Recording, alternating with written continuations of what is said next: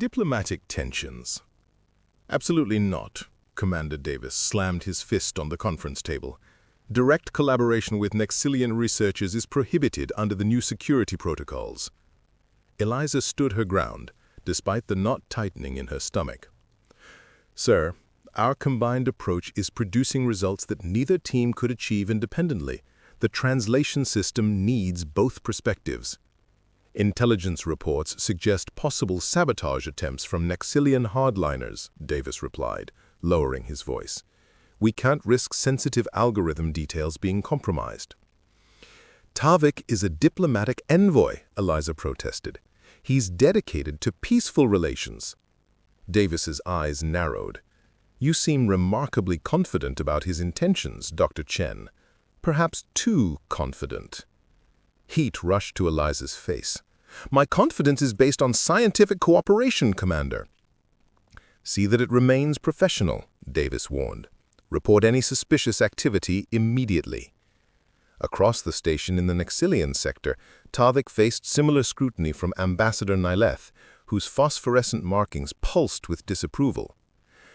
Your time with the human linguist exceeds reasonable collaboration, Nyleth observed, her translator rendering her clicks in crisp, cold English. The Council questions your objectivity. Tavik straightened to his full height. Dr. Chen's insights are invaluable to our mission. The translation system is secondary to security concerns, Nyleth interrupted. Several coalition representatives believe humans are deliberately mistranslating key treaty provisions. Your fascination with their linguist could cloud your judgment. My judgment is intact, Tavik replied evenly, though his skin darkened slightly, a reaction he hoped Nyleth wouldn't recognize as emotional. When Eliza and Tavik finally reconnected in his laboratory, the tension between their respective administrations hung heavy in the air. They're afraid, Eliza observed, reviewing security protocols on her tablet. Both sides. Tavik nodded grimly. Fear is the enemy of understanding. They worked in silence for a while, both acutely aware of the new boundaries imposed upon them.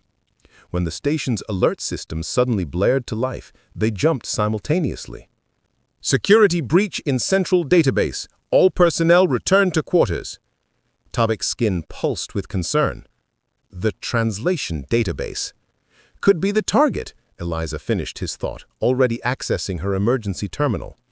Their fears were confirmed when the screen revealed massive data corruption in the main translation archives. 3 months of work vanishing before their eyes. This isn't random corruption, Tavik said, his fingers flying across the holographic interface. This is deliberate. Eliza watched in horror as their carefully constructed algorithms unraveled. Who would do this? It hurts both sides equally. Perhaps that's precisely the goal, Tavik replied darkly. There are factions on both sides who prefer isolation to alliance. Working frantically against security protocols, they traced the corruption to its source, a subroutine buried deep within the system designed to trigger precisely 48 hours before the summit. We can still salvage the core algorithms, Eliza said, establishing an isolated backup. But we'll need to work through the night to rebuild the contextual matrices. As security teams swept through the station, Eliza and Tavik remained hidden in his laboratory, racing against time to restore what had been destroyed. Hours blurred together as they worked, their earlier caution forgotten in the face of crisis. When Eliza's fingers cramped from endless typing, Tavik gently took her hands in his, massaging feeling back into them with careful pressure. We will succeed, he assured her, his silver eyes reflecting determination. Together. The intimacy of the moment, his cool fingers against her skin, the shared intensity of purpose, made Eliza's resolve waver. Tavik, if they discover we've been working together against orders, then we will face those consequences, he said simply. But I believe what we're building is worth the risk. As station dawn approached, they finally restored the core systems, their modified algorithm even stronger than before. Exhausted, Eliza leaned against Tavik's shoulder, no longer concerned about professional boundaries. Whoever did this, she murmured sleepily, underestimated what humans and Nexilians can accomplish together. Tavik's arm wrapped carefully around her, his voice soft against her hair. Perhaps that was what they feared most of all. Stellar confessions. The diplomatic reception glittered with forced cordiality. Human officials in formal attire mingled cautiously with Nexilian dignitaries whose ceremonial garments shimmered with bioluminescent patterns. Despite the apparent pleasantries, Eliza could feel the underlying tension, especially after their emergency system repair had been discovered. She sipped her champagne nervously, scanning the crowd for Tavik. They had been officially reprimanded but allowed to continue their work under strict supervision, their success in countering the sabotage having earned them reluctant respect from both administrations. When Tavik finally appeared, Eliza nearly dropped her glass. Dressed in formal Nexilian attire, a flowing garment that seemed woven from liquid starlight, he was breathtaking. The ceremonial markings applied to his violet skin for the occasion traced elegant patterns along his temples and hands, glowing softly in the dimmed reception lighting. Their eyes met across the room, and despite the dozens of diplomats between them, Eliza felt as though they were alone. Tavik inclined his head slightly towards a side exit, then gracefully extracted himself from conversation with a human ambassador. Heart racing, Eliza waited several minutes before following, slipping through service corridors until she reached the observation deck, officially closed for the reception but accessible with her research credentials. Tavik waited by the enormous viewport, silhouetted against the spectacular vista of stars and the blue curve of Earth below. He turned as she entered, his expression unreadable to anyone without their shared months of study. "You came," he said simply. "Of course I did." I moved beside him, gazing out at the stars. "It's beautiful up here." "In Nexil we have a tradition," Tavik explained, his voice softer than usual. "When important words must be spoken, we speak them under open sky, with nothing between our thoughts and the universe." Eliza turned to face him, suddenly understanding why he had chosen this location. "And what important words need speaking, Tavik?" His silver eyes studied her with an intensity that made her breath catch. "Words our translation system still struggles to convey accurately. Concepts that exist in both our languages but carry different weights, different implications." He stepped closer, the space between them charged with possibility.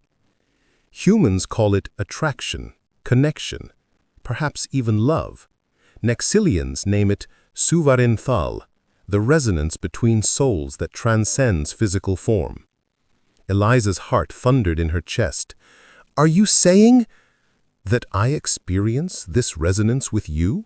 Tavik completed her thought, a habit they had developed during their work. "Yes, despite every cultural difference, despite the complications it creates, despite knowing it may be impossible, yes." His honesty stripped away Eliza's professional caution. "I feel it too," she admitted, her voice barely above a whisper. "I've tried to tell myself it's just scientific fascination or the thrill of cross-cultural discovery, but it's more than that." Tavik's hand rose hesitantly to her face, fingers tracing her cheekbone with the gentleness she had come to associate with him. "May I try something? A Nexilian way of expressing connection?" At Eliza's nod, Tavik leaned forward until their foreheads touched. His skin was cool against hers, and she felt a subtle vibration, almost like electricity, but softer, more intimate, passing between them. The sensation spread in gentle waves, creating a feedback loop of emotion that transcended words. "This is how we share feelings," Tavik murmured, "beyond language." Eliza's hands found their ways to his shoulders, then slid up to cradle his face. Acting on instinct, she tilted her head and pressed her lips to his, a human expression that needed no translation. The kiss deepened as Tavik responded, learning this new language of touch with the same dedication he brought to everything. The stars wheeled silently beyond the viewport as they explored this newfound intimacy, their differences forgotten in the discovery of unexpected harmonies between their species. When they finally separated, breathless and transformed, Eliza rested her head against Tavik's chest, listening to the unusual rhythm of his heartbeat. "What happens now?" she asked softly. Tavik's arms tightened around her. "Tomorrow, the summit begins. Our translation system will be tested, and with it, the possibility of true understanding between our peoples." "And us," Eliza persisted, looking up at him. His expression softened into what she now recognized as tenderness. "We become living proof that connection across differences is possible. Whatever obstacles arise, we face them together." As they stood entwined against the backdrop of stars, both knew their personal journey had become inextricably linked with the future of human-Nexilian relations, a responsibility as vast as the cosmos surrounding them. Forbidden connection. Nadia couldn't stop thinking about her encounter with Zara at the diplomatic reception. Something about the purple-skinned envoy stirred feelings she hadn't experienced since before her career at the Interstellar Alliance had consumed her life.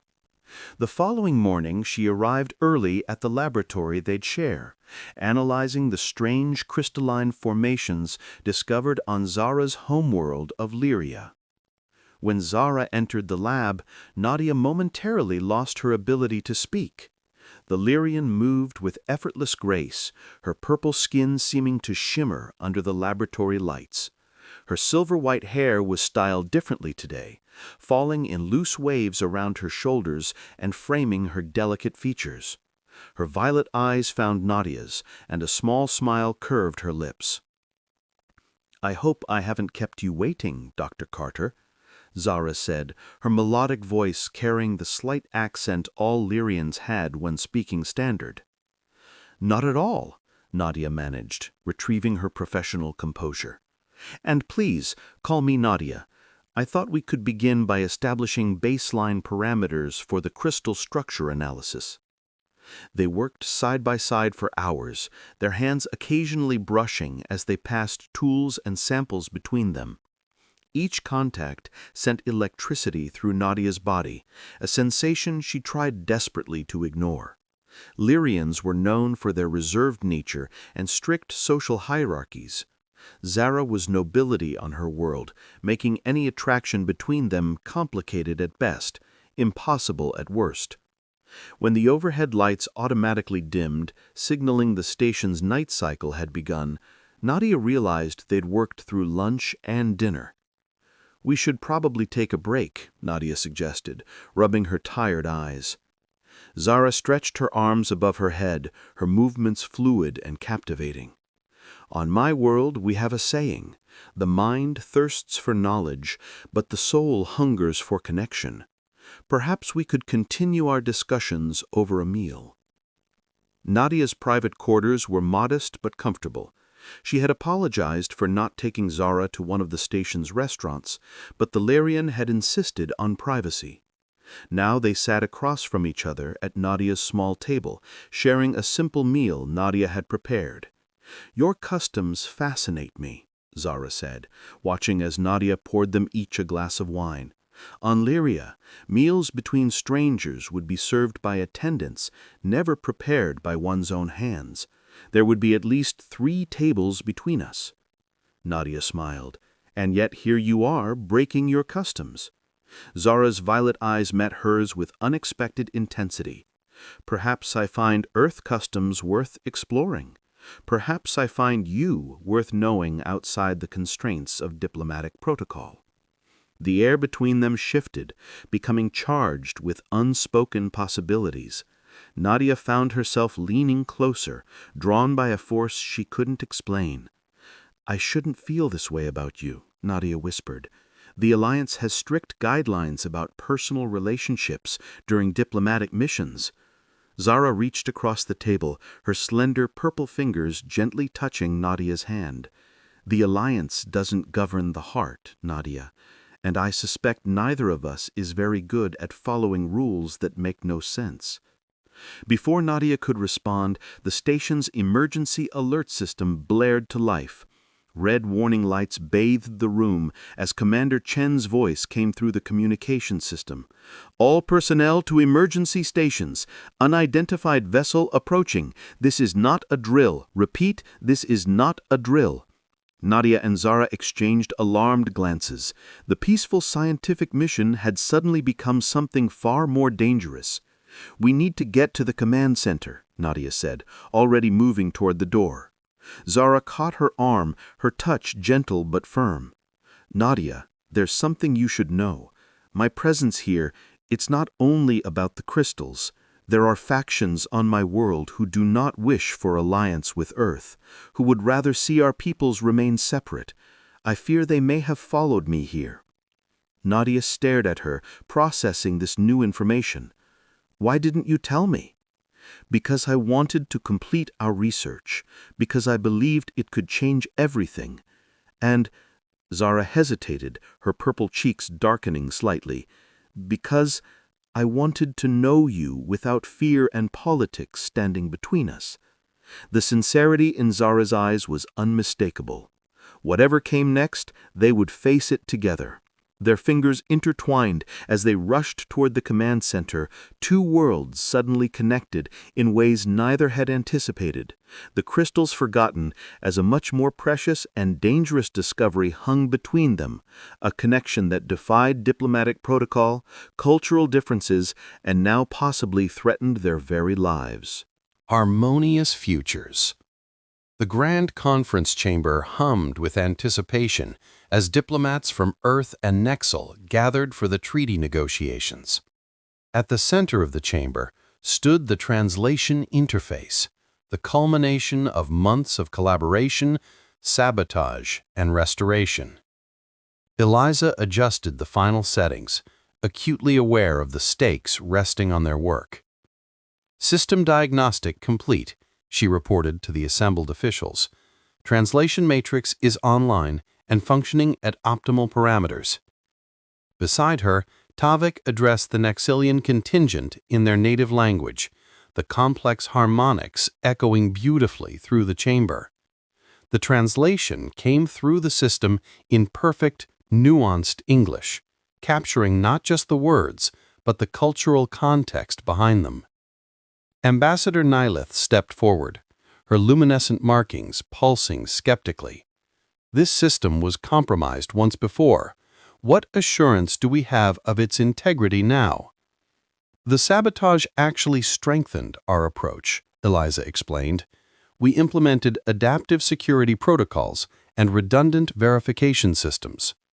More importantly," Tavik added, "the translation now incorporates deeper cultural context from both species. It doesn't merely translate words, it conveys meaning."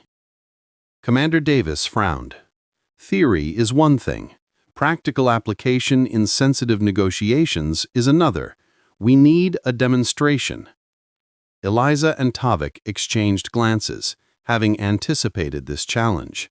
They had prepared a demonstration using one of the most notoriously difficult concepts to translate between their languages, the Nexilian concept of Vashirnal, which had no direct human equivalent, but approximated a complex mix of collective responsibility, evolutionary destiny, and ecological harmony. As the demonstration proceeded, even the most skeptical diplomats nodded with growing approval. The system captured subtleties that previous translation attempts had missed entirely, rendering complex cultural concepts intelligible across species boundaries. "Impressive," Davis admitted grudgingly, "but I still question the methodology that led to this breakthrough." Ambassador Nyleth's translator clicked as she added, "The unprecedented collaboration between Dr. Chen and Envoy Tavik raises concerns about objectivity." Tavik straightened to his full height, his violet skin pulsing with emotion he no longer attempted to hide. "It was precisely our collaboration that enabled this success. Working separately, we remained limited by our own perspectives. The breakthrough came when we stopped seeing each other as alien and started recognizing our commonalities alongside our differences, Eliza added, her voice steady despite her racing heart. In fact, that principle extends beyond translation technology. A murmur rippled through the assembled diplomats as they grasped the broader implications of her statement. Tavik moved closer to Eliza, their shoulders nearly touching, a subtle but unmistakable gesture of solidarity. "You are suggesting," a senior human diplomat said slowly, "that your personal connection facilitated professional innovation." "We are suggesting," Tavik corrected gently, "that meaningful connection across differences is not merely possible, but potentially transformative for individuals and for species." The conference chamber fell silent as the implications settled over the gathering. Eliza held her breath, feeling the weight of countless futures hanging in the balance, her own and Tavik's among them. Finally, an elderly Nexilian counselor arose, her translucent skin showing the wisdom patterns of great age.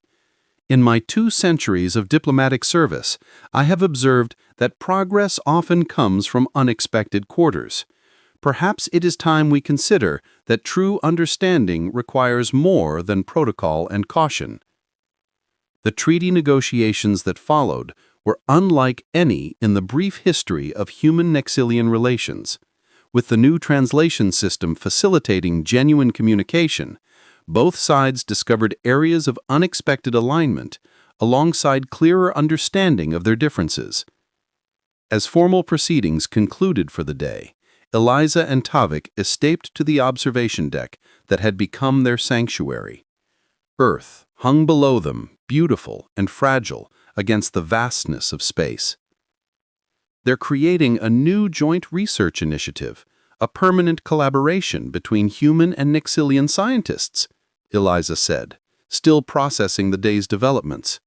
"With 2 particular researchers recommended as co-directors," Tavik added, his silver eyes bright with possibility. "If you would consider such an assignment." Eliza turned to face him fully, allowing herself to truly imagine a future alongside this remarkable being from another world. It would mean committing to years of work together, possibly shuttling between Earth and Nexil. "Is that a prospect you would welcome?" Tavik asked, the vulnerability in his voice touching her deeply.